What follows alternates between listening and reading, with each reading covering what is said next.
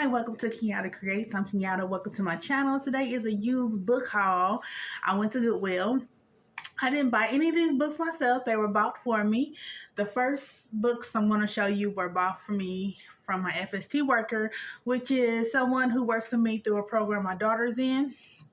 So let's get to see what I got. The first book is the Talamis Trilogy, Book 3, Talamis Gate by Jonathan Stroud.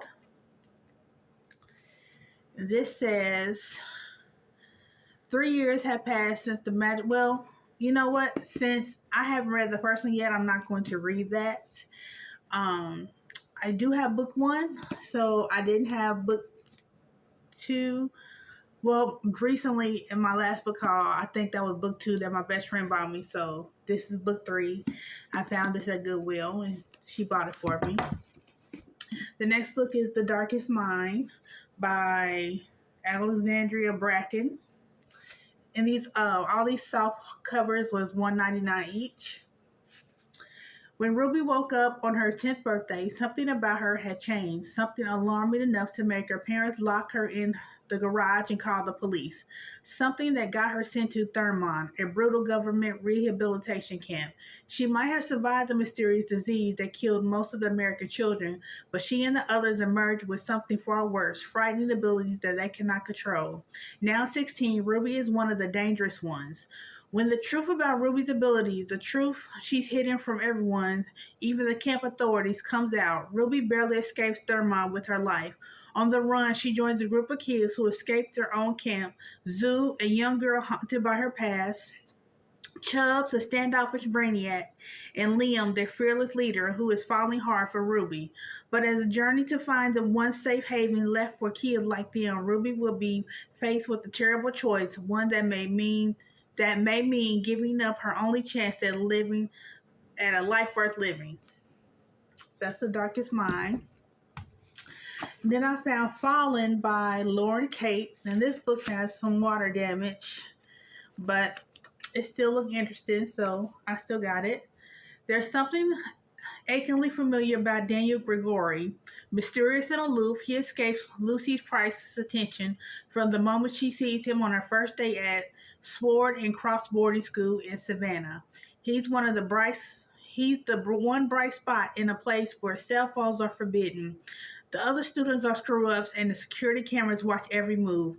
Except Daniel wants nothing to do with Lucy. He goes out of his way to make that very clear. But she can't let it go. Drawn to him like a moth to a flame, Lucy has to find out what Daniel was so desperate to keep secret, even if it kills her. Dangerously exciting and darkly romantic, Falling is a page-turning thriller and an ultimate love story. Then I found Legends of the Fall by Jim Harrison. I love this movie, so when I saw the book with Brad Pitt's face on it, I had to get it. Late in October in 1914, 3 brothers rode from Chateau, Montana to Calvary in Alberta to enlist in the Great War. An old Cheyenne named Onestad rode with them. Thus begins Jim Harrison's Legends of the Fall, a monumental work that is epic, stirring, and able to touch our most primal emotions. From the raw, stark beauty of Montana to the blood-drenched battlefields of France, Harrison's powerful tale looks at men fighting for justice in a world gone mad.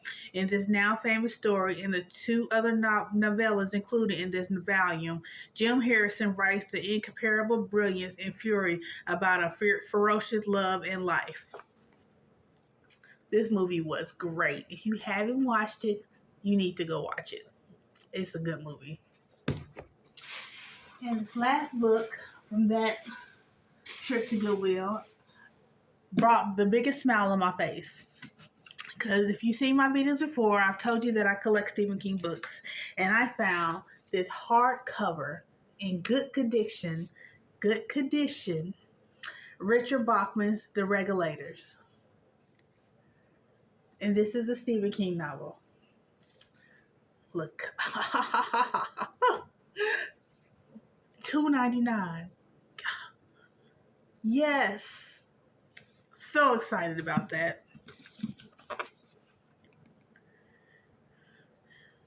Author of the best-selling novel Thinner and four thrillers that have sold millions in the omnibus edition titled The Bachman Books, the late Richard Bachman has been described as Stephen King without a conscience. Now he performs the eerie encore with the post-humorous release of The Regulators, a harrowing story of a suburban neighborhood in the grip of surreal terror. It's a summer afternoon in Wentworth, Ohio, and on Poplar Street, everything's normal. The paperboy is making his rounds. The Carver kids are bickering at the corner convenience store. A frisbee is flying on the Reed's lawn. Gary Solderson is firing up the backyard barbecue. The only thing that doesn't quite fit is the red van idling just up the hill. Soon it will begin to roll, and the killing will begin. A quiet slice of American suburbia is about to turn to toast. The mayhem rages around a seemingly still point, a darkened house lit fitfully from within by a flickering television screen. Inside, where things haven't been normal for a long time, are Audrey Weiler and an autistic nephew she cares for, 8-year-old Seth Guerin. They're fighting their own battle, and its intensity has turned 247 Poplar Street into a prison house. By the time night falls on Poplar Street, the surviving residents will find themselves in another world, one where everything, no matter how terrible, is possible, and where the regulators are on their way. By what power they have come, how far they will go, and how they can be stopped. These are the desperate questions. The answers are absolutely terrifying.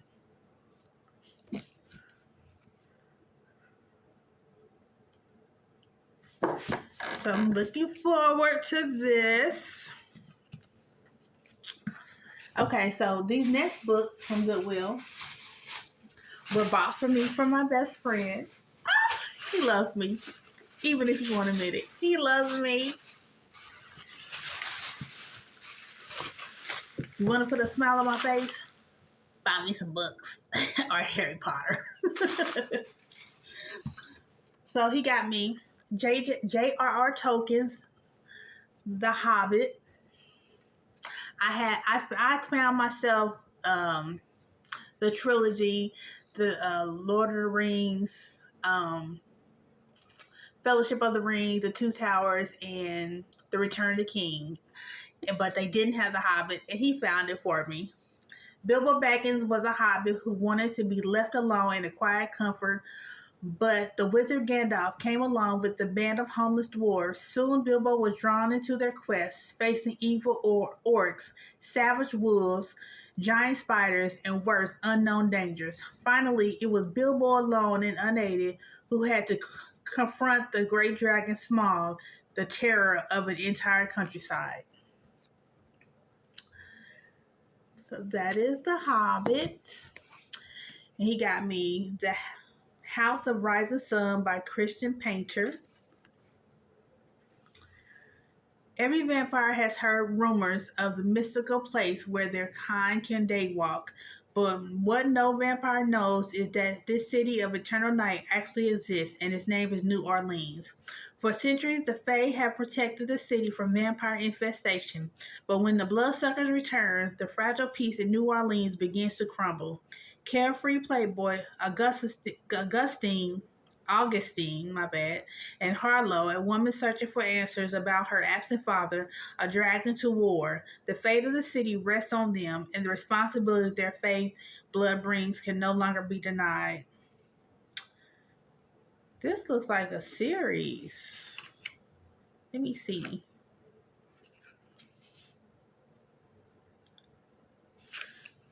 House of Rising Sun. City of Eternal Night. So this must be part 1. And then there's City of Eternal Night right there. Okay. And a while ago, he bought me Wicked. And this is Son of a Witch, Volume 2, In the Wicked Years by Gregory Maguire, author of The Wicked and the Lion Among Men. And I'm so excited about this. I haven't read the first one yet, so I'm not going to read the back of this because I want to be I don't want to no spoilers for the first one. But this is an awesome book.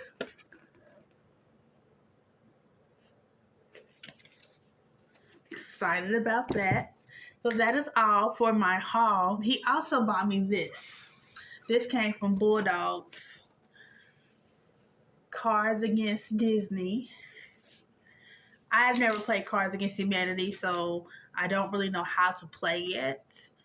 But it's just me and my daughter here, so we need at least 2 more players. But I'm excited about this. So that is my haul. Give this video a like, comment, and subscribe. And don't forget to click the notification bell to be notified whenever I post another video. And I will see you in my next video. Bye!